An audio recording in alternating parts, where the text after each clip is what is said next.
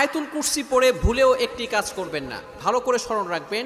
আয়াতুল কুরসি পড়ে আমরা যে ভুল কাজটা করে থাকি, আয়াতুল কুরসি হচ্ছে পবিত্র কোরআনুল কারীমের ভিতরে সর্বশ্রেষ্ঠ আয়াত হচ্ছে আয়াতুল কুরসি। সূরার ভিতরে সর্বশ্রেষ্ঠ সূরা হচ্ছে সূরা ফাতিহা, সূরা ইয়াসিন, সূরা বাকারা। তবে আয়াতের ভিতরে সর্বশ্রেষ্ঠ আয়াত হচ্ছে আয়াতুল কুরসি।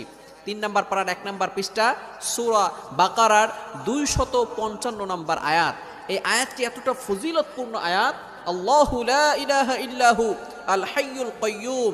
এই আয়াতের ভিতরে আল্লাহ তাআলার 2টি চমৎকার নাম আছে। এই নামকে বলা হয় ইসমে আজম, আল হাইয়ুল কাইয়্যুম। আল হাইয়ুল কাইয়্যুম যদি কারো দোয়া কবুল না হয়, আপনি যদি ইয়া হাইয়ু ইয়া কাইয়্যুম আল্লাহ তাআলার এই 2টি নাম চমৎকার ইসমে আজম 2টি নাম পড়ে 3 বার পড়ে যদি আপনি দোয়া করেন, আল্লাহ তাআলা আপনার দোয়া কবুল করে নেবেন। যেহেতু এই আয়াতের ভিতরে আল্লাহ তাআলার 2টি ইসমে আজম নাম রয়েছে, এই নামের কারণে